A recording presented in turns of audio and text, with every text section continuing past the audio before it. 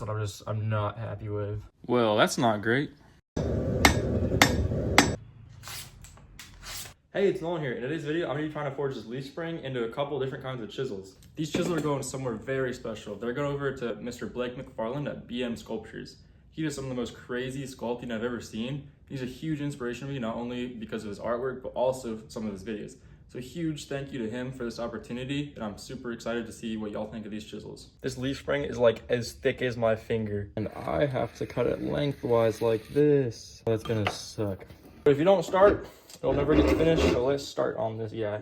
Like I said earlier, Mr. Blake is a huge inspiration to me on videos, so I try to step up my game on this one. And it took me a ton of days, so try and see if you can see how many different outfits I wore through this whole thing. We've only made it this far, and it's been 20 minutes already.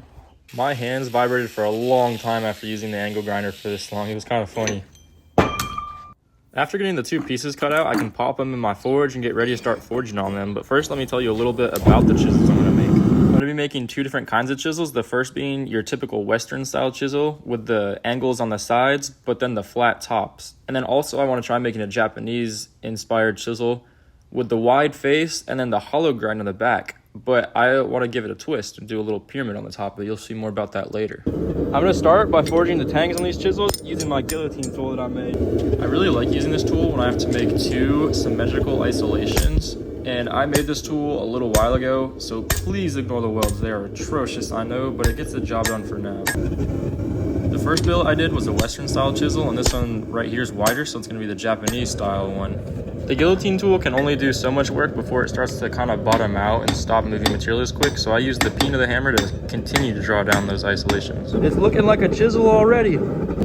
I got those shoulders put in pretty deeply, so now I can start drawing down that neck to give it all the taper. Essentially what it means is I'm going to use the edge of my anvil to make a taper instead of just two isolation. That way I can start getting metal in place for when I want to round over the tang and do the little thing that I want to. I just singed a lot of my hair on accident. Like, this smells so bad. What I'm trying to do now is I'm trying to round over that transition from the chisel to the handle, and I'm trying to like mushroom out the sides so that there's a cool little channel going up down the middle, and that'll just make it look more hand forged, and I think it gives it a pretty cool look.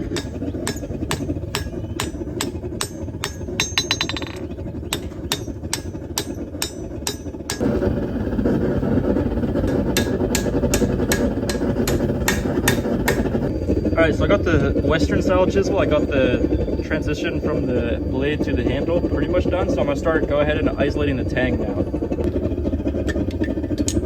Here I am again using the spring tool, and I'm going to go kind of in a circle this time so I can make a little channel all the way around. Got a little bent up. We're going to have to fix that on the next heat. Fix that bend that got put in there.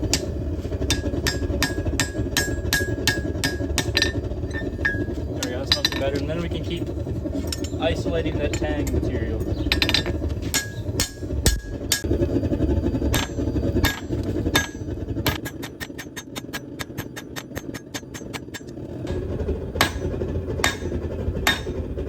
Alright, after a couple hours, I've been out here like all day forging on the two of these.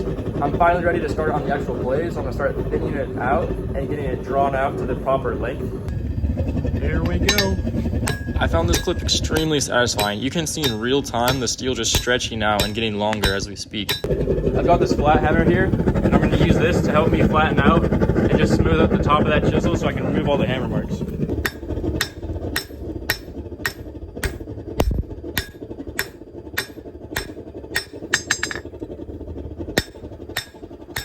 After drawing it out, there's all these little uneven high spots along the sides, so just like a knife profile, I'm going to flip it onto its edge, and I'm going to flatten those down so it's a lot more even. I can't seem to get this just straight with the tang. It's offset just a little bit. I guess I could clean that up with a grinder. Yeah, we're getting pretty close to finished forging on this guy. Just got to clean up some of the hammer lines in here, and I think we're good. Getting in just the last few straightening hits. Trying to get out most of the big, ugly hammer marks. And then I can wire brush to get all that scale off so the steel is nice and clean for me. There we go, there's number one done. Okay, so why nobody told me I had dirt on my face? Anyways, what I was trying to say is, oh, there's a magnet stuck to it now. I finished forging the tang and the transition area on the Japanese style chisel, and now I'm gonna start forging in the main cutting edge. And these are forged a little bit differently. I'll try to explain that as best as I can. Here's a picture to kind of show it. You can see how it kind of meets in the middle, like a pyramid. And I'm gonna do my best to forge in those bevels and get it nice and crisp, because I think that would take forever to do on the grinder. And it's just kind of fun to test myself as I forge. You can't really see the metal too well on the camera anymore, so I'm gonna set up this thing, see if it'll help block the sun and put a shadow on my anvil. I've got you all boxed in now, that should help.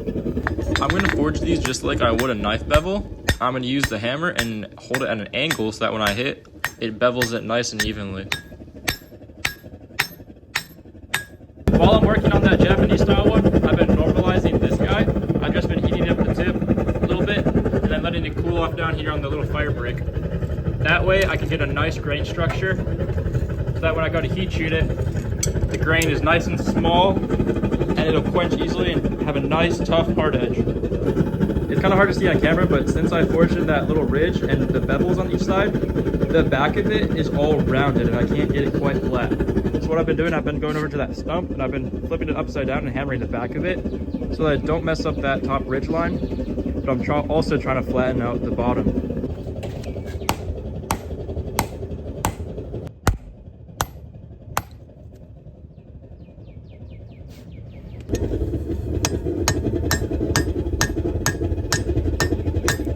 The last thing I gotta do is wire brush it, and then we can call this one done also.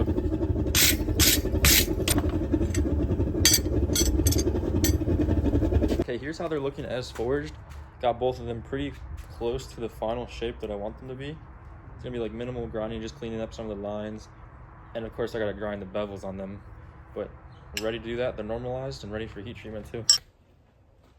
I don't think I've shown it yet, but this is actually a new grinder. I'm gonna use a flat platen to get a nice flat surface, and I'm gonna use the tail thing. I'll be able to get a nice square edge on that. Of course, the belt. Best part of this grinder is it's a variable speed. So we can turn this thing up or down using that dial. I love this thing so much. This new grinder having variable speed is a world of difference from my old one. It was just a single speed and it was nice, but the belts would glaze over really fast because it was just one constant speed, and sometimes it was too fast for what I was doing. So being able to control the speed is so nice now. Okay, so I'm grinding the back of this all flat and I can't quite get these scale spots out. If I get them out, I'm gonna have to grind really deep and it'll like make the chisel pretty thin. It's far away from the edge, like you're not gonna sharpen away the chisel enough to get back there in a really long time. But I want this to look good, and I don't know if those are making it look good or not. So that's where I'm at right now. I'm gonna keep grinding a little bit, see if we can't get that most of the way out of the way. If not, there might be little spots that we have to leave there.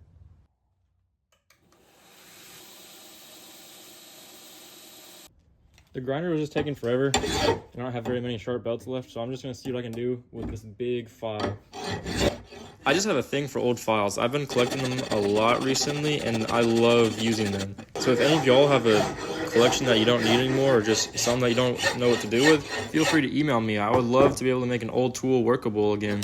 All right, it's a lot better. Got most of the scale out. Just a little bit of those grind lines left in there, but I'll be able to clean that up on the grinder pretty quickly now. So it's turning out a lot better than I was expecting. Time to switch back over to the Japanese style one. Notice how it's kind of fish mouth here, how it's not straight? We're gonna fix that by just cutting it off with the angle grinder.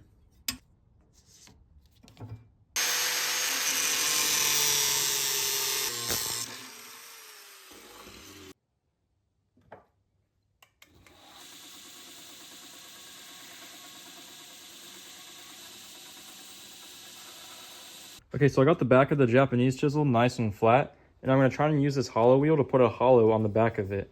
I've never used one of these before, so hopefully it goes okay. And I'm gonna be using the corner of the belt, that way I don't go all the way over, because I want it to stop around here, that way it doesn't go all the way to the edge.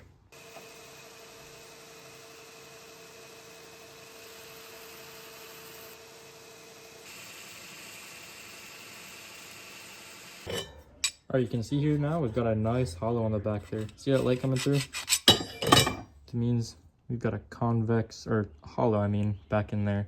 So when I flatten it, there'll be a nice air gap. So when you're cutting stuff, it has nice, like, almost food release, like on a chef's knife. Now I'm turning my attention to the tangs, and I'm going to use a file guide to make sure that I get perfectly flat shoulders so that when I butt them up to the wood for the handles, there's no gaps in between them.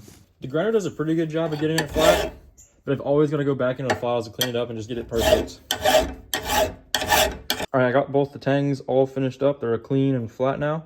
And to kind of test it out and make sure the shoulders are nice and even, I took this old handle that I made for a knife that never got finished and just made sure everything's flat. And yeah, it looks good.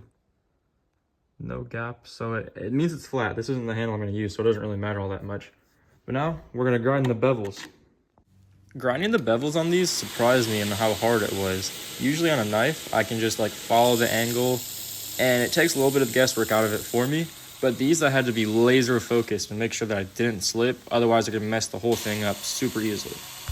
You have to get the edge perfectly flat, like a zero grind. That way there's no micro bevel like you would have on a regular knife. So this was definitely a bit out of my comfort zone, which made it a bit extra challenging, but it was still fun nonetheless. So now I know how to do it for the future. See how those two shoulders are like very square on mine and kind of pointy? I was looking back at a lot of pictures and a lot of them times, they're actually rounded over and I think it makes it look a lot nicer. So I'm about to do that.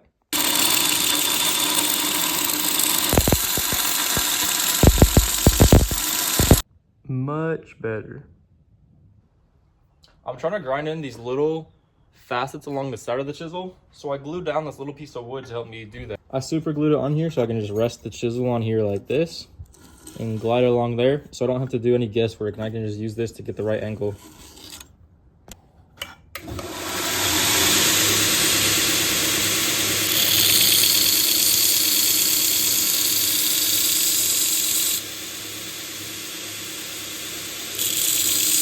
Everything was going surprisingly well, and I was surprised that I'd made something that worked on the first try.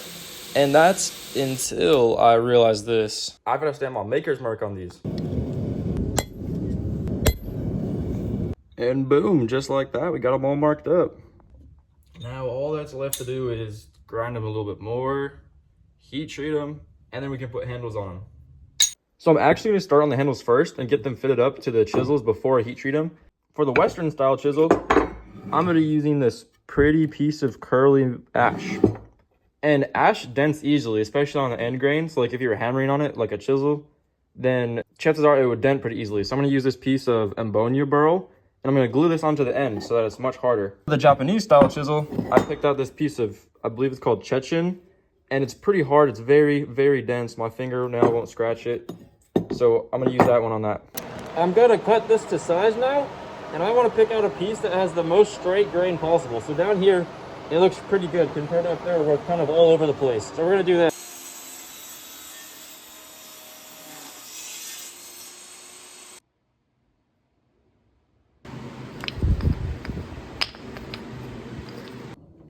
All right, now I got a mark where I want to drill through. So basically, I just make a line while holding it on my finger like that. And I make another line on that same side. And that little gap in the middle is my center line. So I'll do that on all four sides.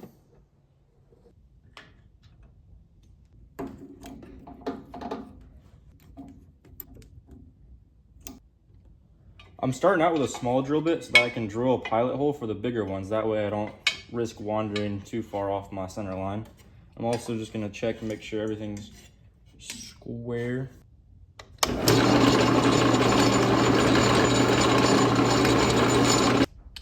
Well, what do you know? We still managed to get it off-centered.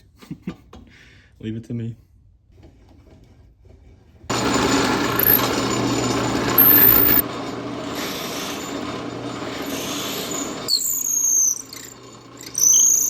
Okay, now that I got both the holes drilled, you can notice that they're circle, and the tangs in my chisels are square. So we're gonna use something called a handle broach that I made, and we're gonna make those round corners square.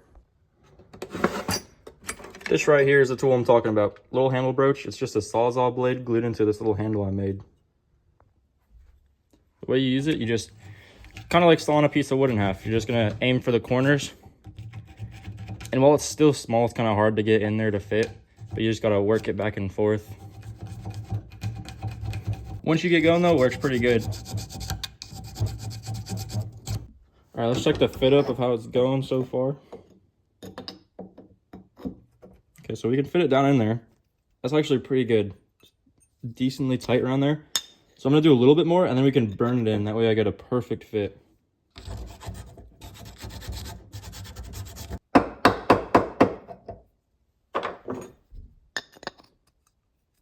I got both of them caught up to pretty much the same step. Now we're ready to burn them in with a torch.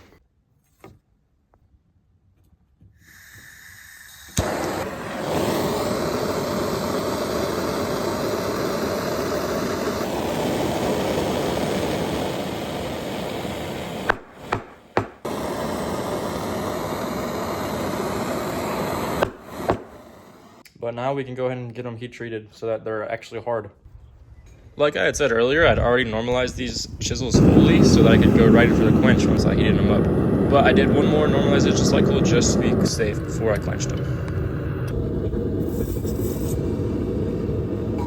Fresh out of the quench, you can see we got nice martensite colors. The gray is where we quenched it. The rest is typically pretty soft steel. It might be slightly hard, but it looks like we had a nice successful heat treat on these guys. Now I'm gonna go ahead and temper them. Well, we got both the chisels tempered and I cleaned them up a little bit, but it's finally time to start on the handles. So I'm gonna get to shaping those on the grinder. This new grinder makes it so nice to grind wood. I never had a table before, so I was kind of guessing and just trying to get everything squared up with each other. And this variable speed makes it so that I can slow down the belt and I won't burn the wood like immediately as soon as I touch the belt. So it's so nice and I love working with wood now. I was going back and forth, grinding it in different angles, and the hardest thing I faced was trying to get everything symmetrical. So you can see I was rounding a lot, and I made sure to check it every now and then to make sure it was still in line with the blade. Once I was happy with the overall shape of it, I could switch the belts and start working my way up the grits to refine it more. And then I could start on the next handle. I want this one to be similar to the original Japanese octagonal handles on their chef's knives that they used. Okay, so I've been working away at the handles on these chisels.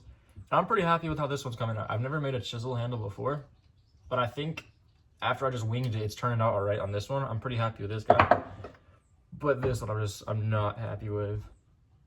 And it looks like the reference picture I had. I just can't figure out what looks goofy about it. I might need to make it a little bit shorter. Make it a little shorter might help, but that's where I'm at right now. I decided to cut it shorter. I think that'll look best. So I try to figure out what'll be a good length for my hand to fit while still making it short enough to look good.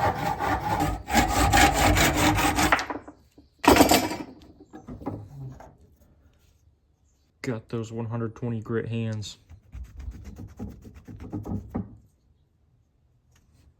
All right, cut a little bit shorter. Let's see what we think about that. Well, I mean, there's definitely something. It looks slightly better, I think.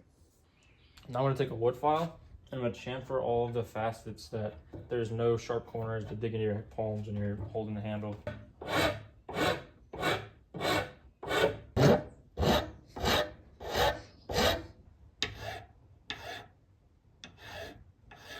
Now I got to start the tedious hand sanding process on this whole thing.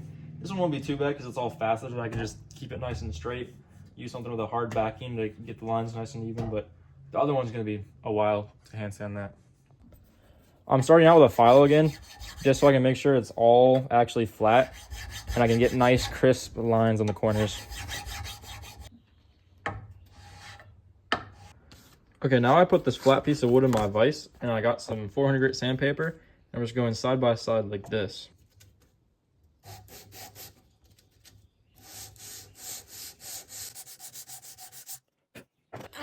Excuse me.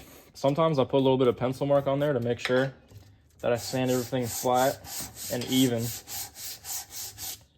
can see where I'm contacting and where I'm not. Look at that. Made a super fancy file handle. Just kidding. Alright, I finished sanding up a couple more grits and I think this handle's all done. All of the facets are nice and crisp. You can see it in the lighting here. And I tried to get all of these chamfers in line with each other so that there's none that are higher or lower than each other. So this handle is all ready for some finish, but I'm gonna make you wait till I finish that one over there until you can see it. I've gotta make you guys hang around somehow. I'm gonna be using the shoe shine method on this handle to sand it. That'll just make sure that I get all the edges rounded over and that I don't miss anything.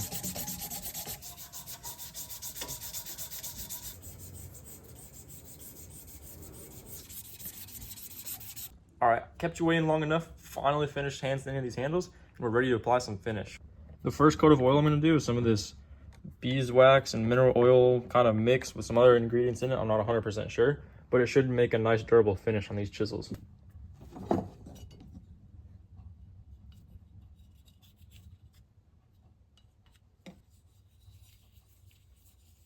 I'm gonna hit it super gently with a blowtorch just to heat it up and get that oil to soak down into the grain some more.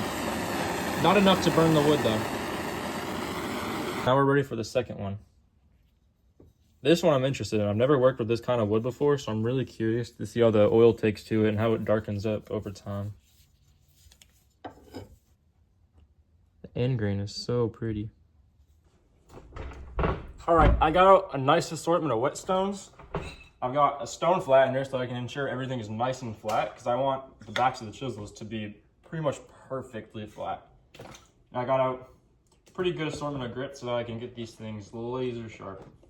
All right, to flatten my stones, I like to take a pencil and I'll just do lines going down it like this and I'll crisscross them. That way, when I go to flatten them, I can see how much progress I'm making. See, I'm contacting over here, but not over here. I'll just keep going in circular motions, switch it up, sometimes go straight until we get all those pencil lines out. And there's a little dish right here in the middle, so we're gonna have to work on that a little bit. Now we can start the very, very tedious process, flattening the backs of these guys. I like to go in circles, that way I'm not like leaning to one side or another, because going in circles, you put even pressure all over the whole thing. You can see that kind of cloudy spot where we're contacting mostly right up in here. So we gotta touch here and here now. Sharpening things with whetstones has gotta be one of my favorite things to do, but it takes so long. Just these chisels took around 8 hours combined. And be sure to stick to the very end of the video after the final shots, because I'll do some cut tests on some wood for you guys. That sound is like putting me into a trance. When I'm going in these circles, I have my finger overhanging just a little bit and I literally rubbed my finger raw. It is just bleeding a little bit now. You can see the whole thing is one solid color now around the tip. And I believe that means we got it flat. So we're gonna switch to the next higher grit and that should really help us refine that. I love this stone because it's so much quieter. The sound is just so soothing.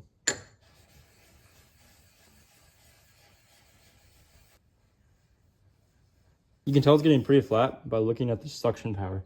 Literally all the weight is hanging off over here, the heavy part of the bolster.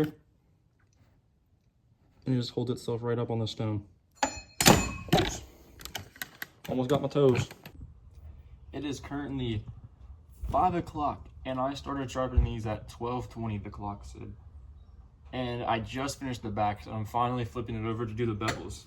And the bevels are even trickier. Trying to keep that flat and not dish it or convex it is very tricky. So I've been doing my best to be very careful and keep it nice and straight.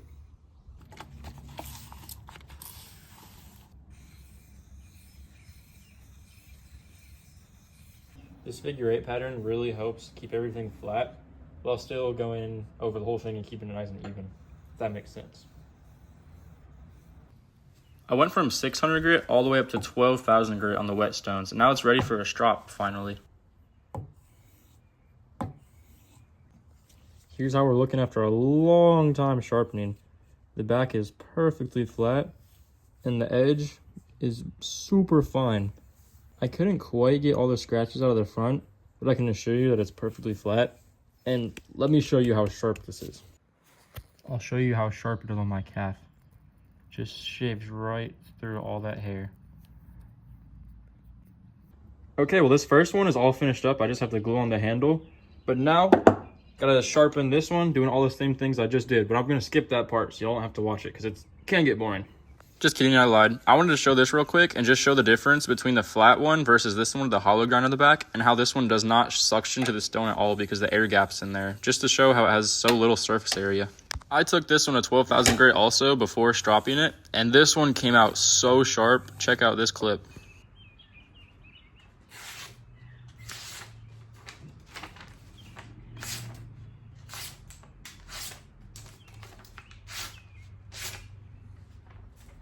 After like another 4 hours or so, I finally finished sharpening this one, and this thing is a laser. I'll tell you what, it is thin and it is sharp.